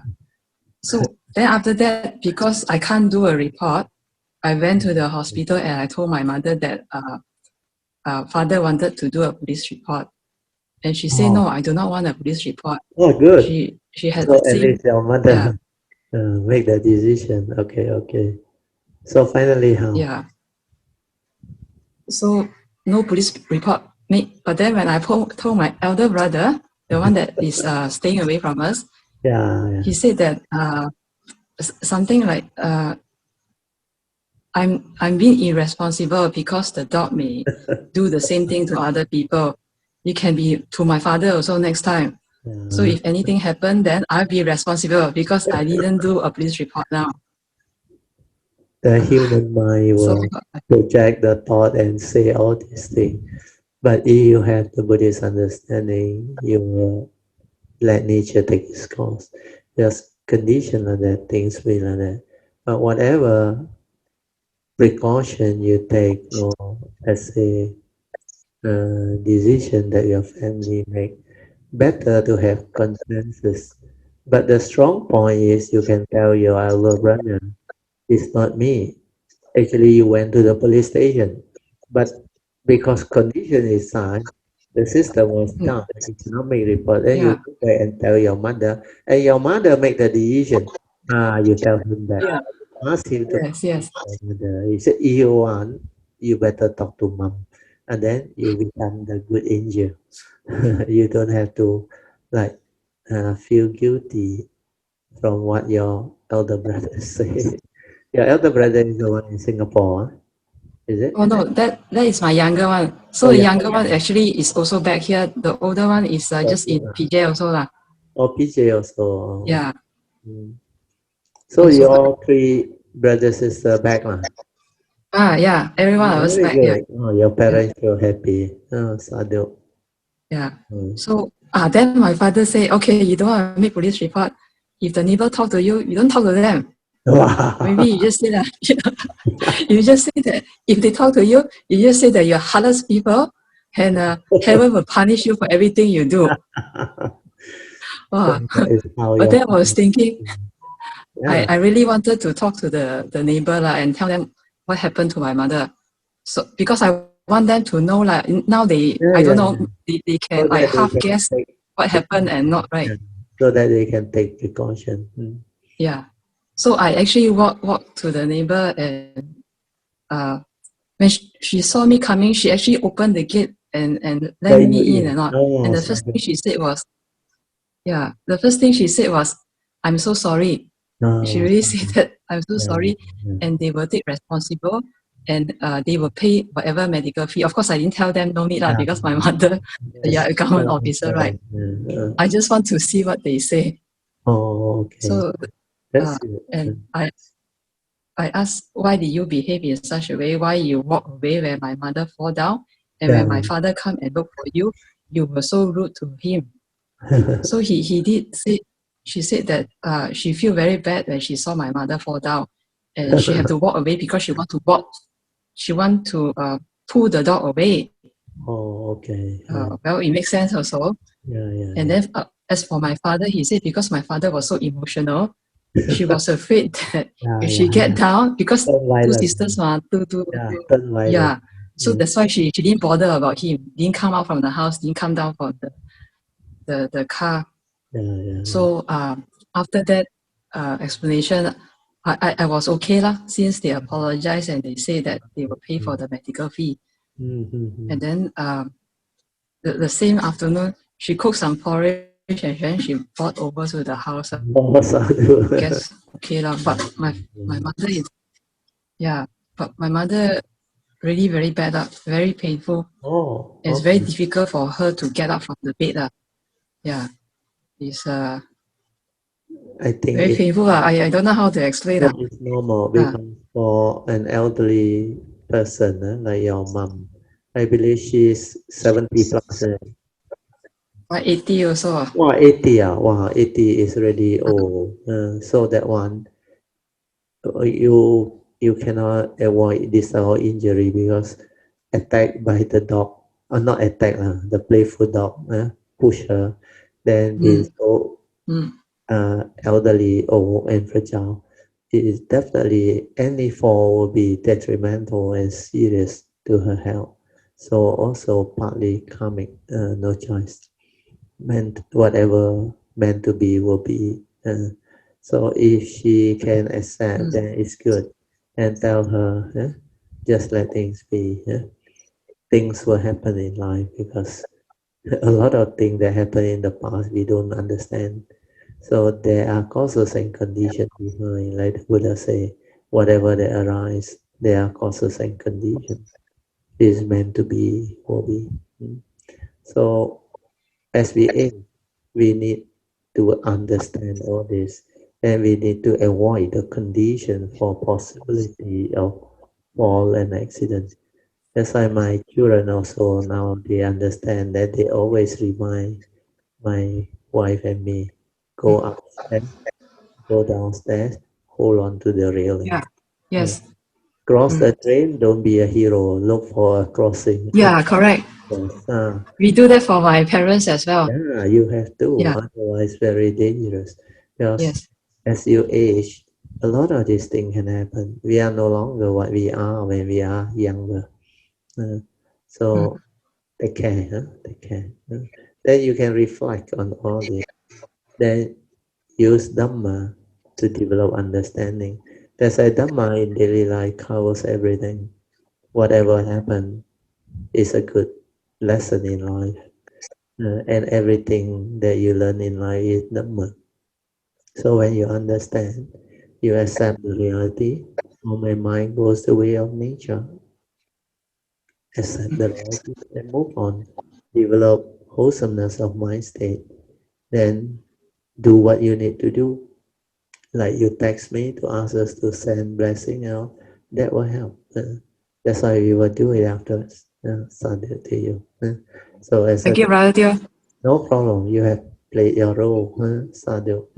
So you can now benefit from all this experience. And we also would like to thank you for your good sharing. It's not easy for most people to share what happened to their parents when they have problems or accident or whatever. So for you, it's very kind of you to have this understanding to share. And somehow it happened today. No, it happened on Wednesday. Oh, Wednesday. Oh, means not today. I thought it was today. Yeah, I just received. No, few days already. Oh, if it's today, means I was thinking your mind state is very good. Now I understand. It's a few days ago. Otherwise, you're now different. If today is not so free, Brother Teo. Not only still in the hospital. You can still like that today. Means you have the understanding already. Your Dhamma very good already. Because normally people because of confusion or excitement, you have to face your father, your brother, your elder, your neighbor. So it's not easy for a mundane mind to deal with all the. Most people would have been emotional and affected. Mm. So you also But learn. lucky they are not persistent. Like my father didn't say, no, you must do police station. You don't go, do, listen to me. Tak ada lah. You have your good karma because last time when you were parent, you never do this to your children. So that's why parents will not do to you. And also your parents are basically good people. So they are very blessed. Yeah. Yeah, very blessed. So don't have to worry. Yeah? Things is just the way it is. It will take care of itself. So now you have the privilege to nominate the next one to share. Oh. Yeah. Who is around? Let's see. You show the overall. Chinha will show the overall. We still have quite a number. Pauline. Pauline, you are the lucky one. Pauline, right?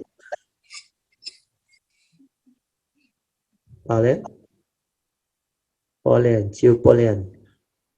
What happened to Chiu Pauline? Can you help her to unmute?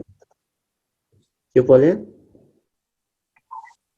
Unmute. Oh, hello, sorry. Yes. Unmute. Unmute already. You don't have to unmute anymore.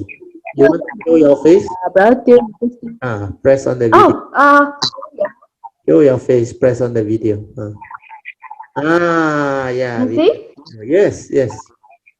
Good afternoon, dear Mrs. Steele and all Kayanamitas. Sadhu.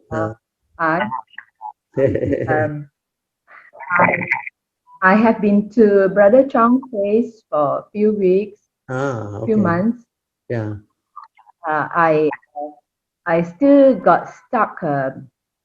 I still got stuck with my office, the relationship with my boss. Oh, okay. Still a lot of resentment. So what happened that I shared that day was I aware, early in the morning, my boss threw me a sentence that I don't like, and then the whole day there are many times that I was suffering. Okay. So I just realized that I was suffering. So they share with me a lot of like because no sati that I am Hitler's. Yeah. So but for me, more important is your understanding. If you have the understanding, you can come out of it. Your initial wisdom is very important. So you forgot about all the karma that you learned. He is just the way he is. The world is the world. You know how to apply that, you are free. Then you only act with wisdom, understand, resolve things amicably. Don't take it personal. Work on it. You just do your duty. That's it. Can follow? Yeah, Brother. Yeah, because of my situations now, my ability that so when things happen, is actually I kelang kabut and stir in. No wonder that Brother Chong say you are without sati and heedless. Then you suddenly like lost again. Yeah. Yes. So I mean, two things I tell myself now, two things other than the meditation that I can do. The other thing is like the unwholesome, when I'm not happy, is the unwholesome thought, come in, and then the efforts to do. I think that is for me to remind to do from the aspect of mundane mind. Yeah, like just now my outline shot of sharing. If it's a negative thought or wrong thought that torment you or make you miserable, then why do you arise it? Understand? You're supposed to arise a effort to abandon it. Understand? Yeah. Yes, correct, Brother. But it's already see how fast I can come back to this lah. Like that day, the recent one, I was not so happy on the whole day, and then So no, I just know that I'm not happy, you know, Brother. Cannot go to further like, oh, wrong thought, then cannot shift. Oh, Ah. do you know why or not? After I explain to you, maybe I explain now easier. Okay, mute her. Mute your mic first. Otherwise, there's a distortion. Don't worry, Jinhao will do it. Mute. She's already muted. Oh, muted already. Okay, thank you. So I will explain. You say, like you say, the recently happened incident regarding your boss, you become very emotional, unhappy. You know that you are unhappy, but you can't do much. You didn't appear.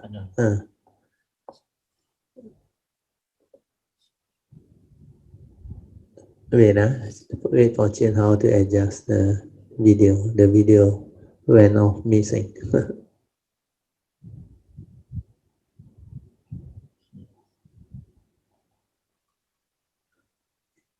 You had to pin it on.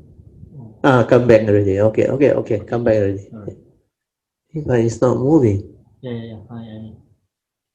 It is like stuck. Okay, can already. Okay. So we have to excuse Gina. This is the second time she's doing it. Okay, coming back to Polian situation. You see, when you lack mindfulness and understanding, the daily practice is not there. You cannot do anything.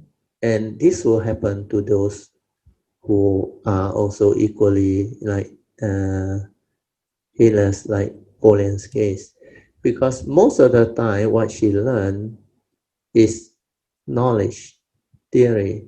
Then she seldom put it into practice, cultivation, the reflection, contemplation, the first and second turning wisdom, not developed. Not developed, you cannot stabilize it.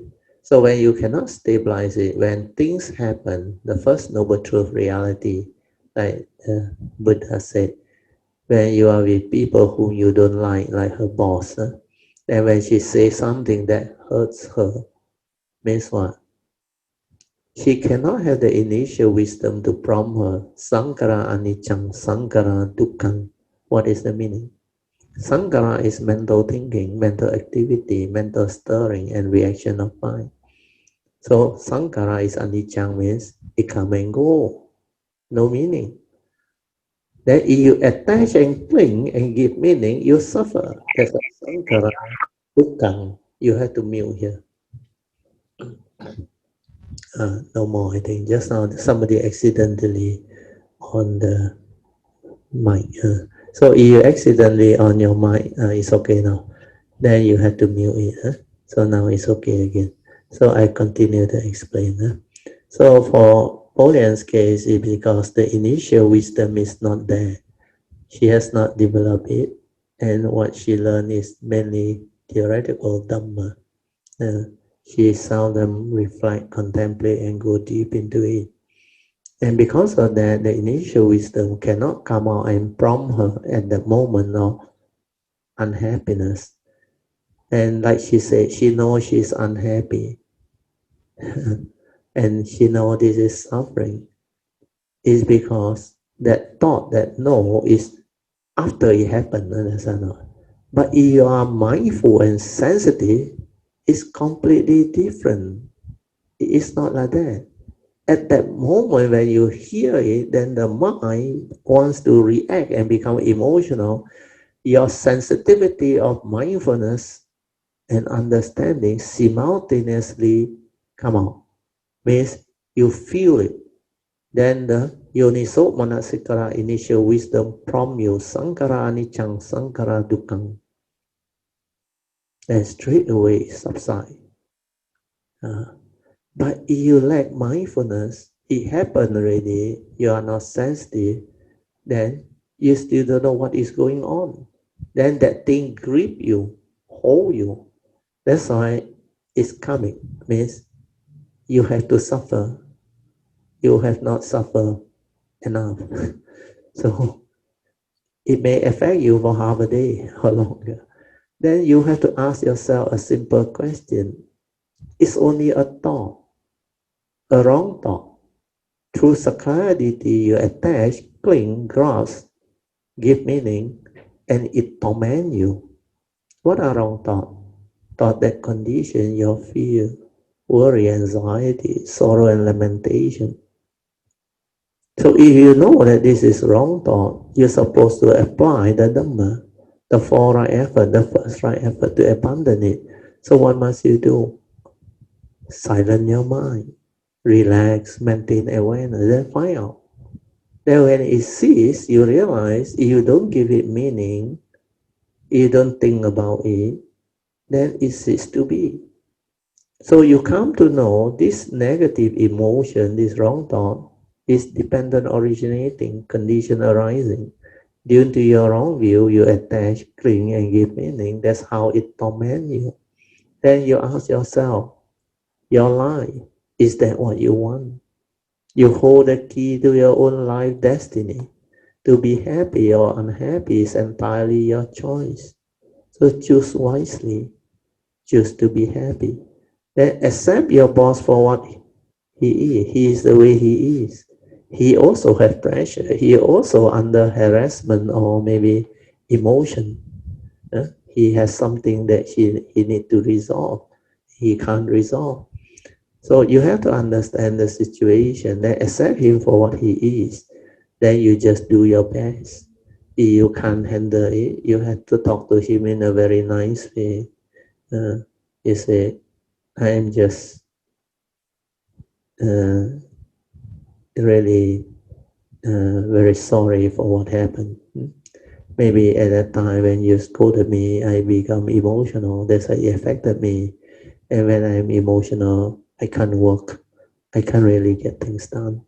But now, after reflecting over it, understanding it, the issue is to get whatever problem resolved. That's it, and move on. So we no need to like get emotional over what happened. Work is just work. So we resolve it.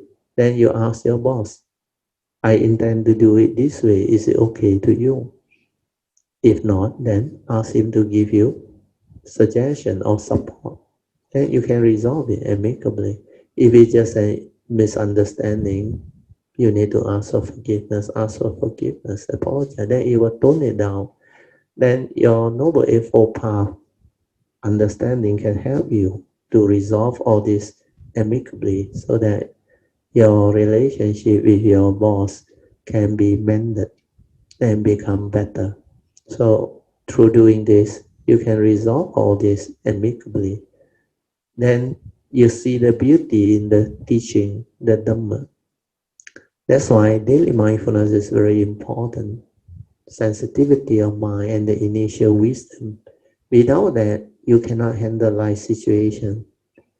When you encounter a life situation, especially one of the Noble Eightfold, first Noble Truth reality, chances is you cannot handle and it will afflict you, condition you into what you experience. So hopefully this will explain what you need to understand. You must listen to this again, then you will learn. Okay, boleh? Now we Yeah, sure. yes. Yeah, I understand. Good. So develop that. Brother, Yes. I want to know. I mean, I ask myself, why I got so much resentment? That is a very easy question. You don't have the answer. No, no. Your anger from aware. Your anger from aware. Your resentment. Why do you don't like your boss? No, brother Teo, other than work, I think I look back my life, Yes. I'm a person who is full of resentment. Yeah, because you have that habitual tendency. Understand? And the habitual tendency is a wrong view. Means you cannot accept him for what he is, or anybody for that matter for what he is, he or she is. You have not reflected deep enough into what the Buddha taught. People are just the way they are. The world is the world. Condition like that, things be like that. Why can't you have that ability to accept first? No need to have resentment, no need to react. Then when you accept, then your mind does not stir, that emotional resentment is not there, and then you are at peace. Then you can act, understand or not? You act with clarity of mind. You cannot act while getting angry, understand or not? Well, that is a negative mind state. An evil root make you evil. How can an evil person act? You will act according to your resentment and your anger. And that is not acting at all. That is no different from your mental conditioning, your rubbish in your brain. Understand? So acting according to wisdom, understanding is real action. Okay? Yeah, brother, I will listen again a few times. Because you have not gone into the Dhamma, the initial wisdom not developed. That's why you cannot stabilize it. Then it cannot come out and prompt you. Then you are caught in suffering. You go through the outline short note of Manyan again. Yes. Just now I share one. You are caught. So the gross defilement, when they arise, you still not aware. But after that, only the thought tell you. That's why you become entangled. So only the gross anger, resentment, will they persistently stay with you. Then you start to feel that I know I'm not peaceful. I know I'm not happy. I know I got this resentment against my boss, but I cannot do anything. That is what heedlessness is all about. So Dhamma is to be understood. Okay? So listen to it again. Develop your understanding and cultivate. So first and second turning very important to develop the initial wisdom. Okay? Thank you, brother.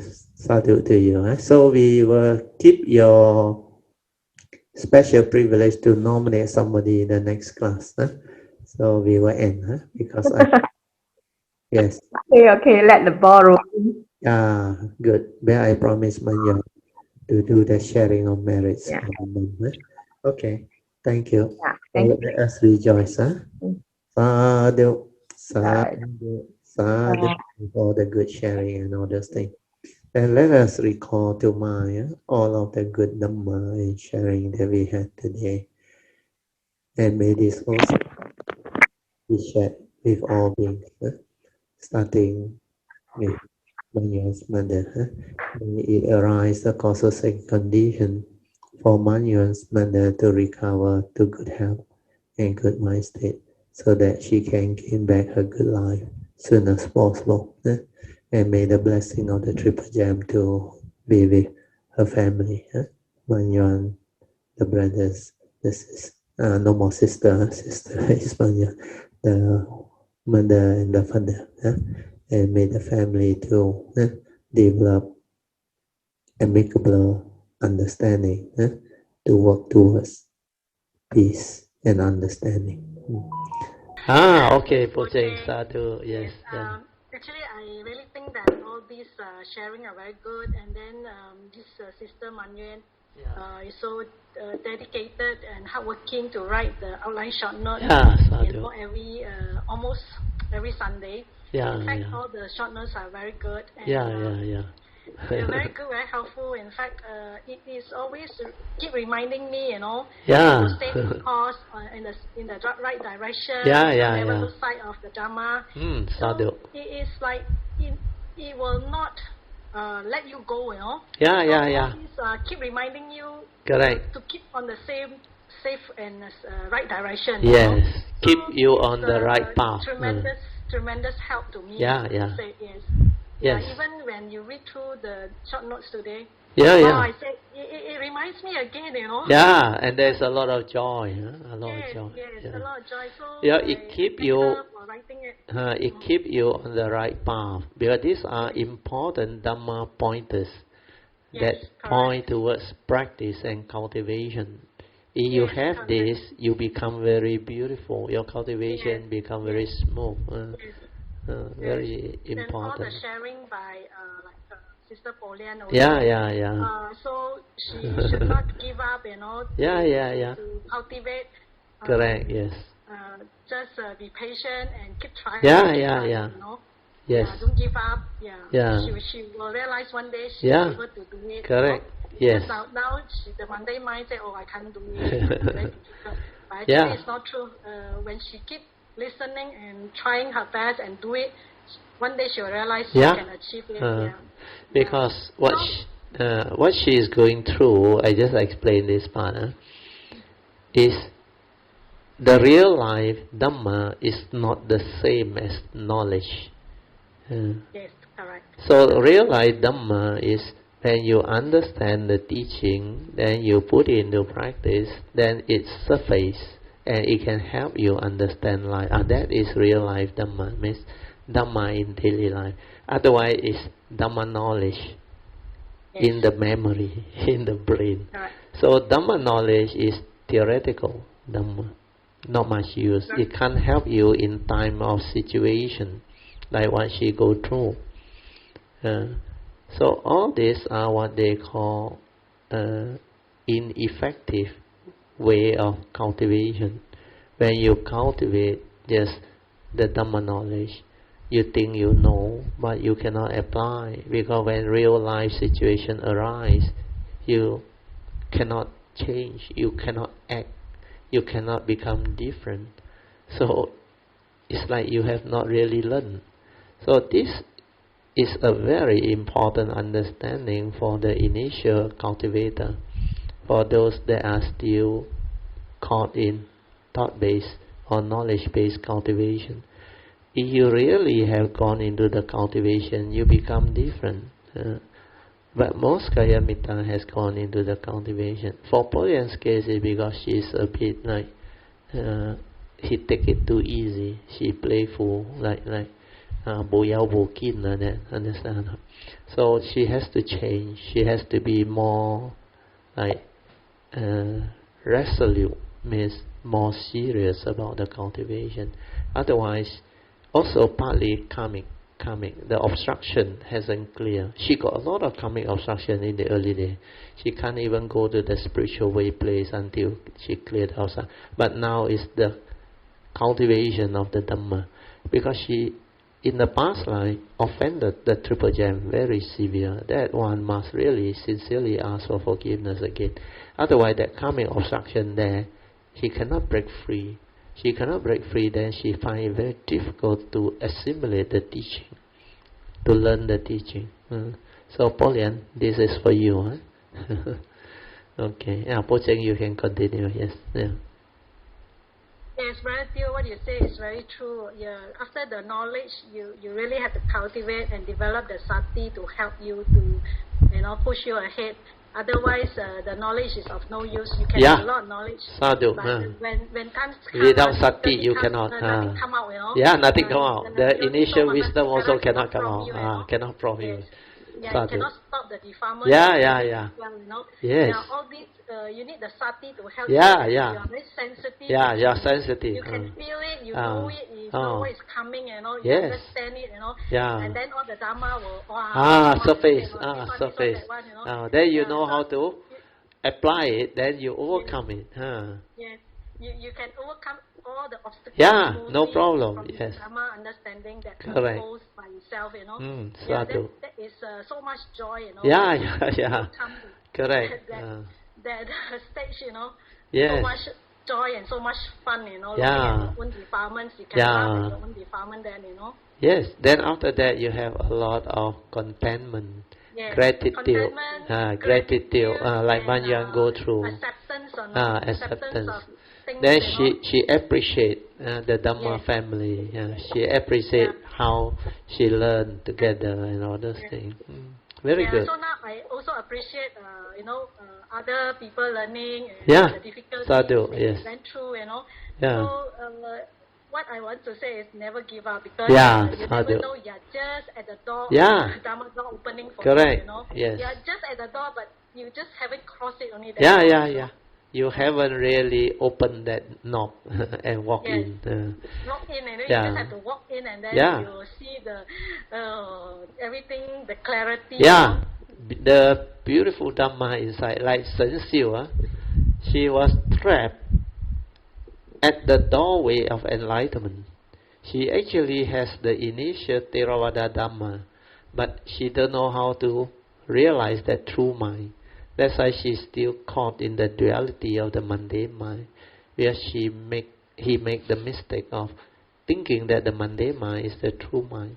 That's why she's at the gateway of enlightenment, and yet he couldn't penetrate and walk in. It's like cannot see means cannot see. The time is not right. The condition is not right. So only after Huining came along, then saw, then put up the other poem to counter Sen Siu. And when the fifth patriarch called in Sen Siu and tell him that after hearing his advice and Huining's poem, he should be able to come out with the correct understanding. Then only the fifth patriarch will give him the patriarchship. But he can't, because he was in a state of shock and he couldn't really develop the understanding. Only much later, after Huining left with the bow and the rope, the initial, then only I think many years later only Sen Siu developed the understanding on his own. So all these are very beautiful. So Sadhu, thank you. sadhu, Yeah, sadhu, sadhu. Thank you for so all your much. teaching. Yeah, Pujang, yeah. Yes. So we rejoice. Yeah, you want to say something? Thank you for all your teaching. I rejoice. Yeah, sadhu. And then My nature rejoice also too. would like to wish all Kayamitas strive on with heedfulness and you progress along the path of Dhamma. Sadhu. Sadhu. As soon as possible. Yeah, sadhu. Okay, thank you. So let us rejoice one more time, then we end. Sadhu. Sadhu. Sadhu. Sadhu.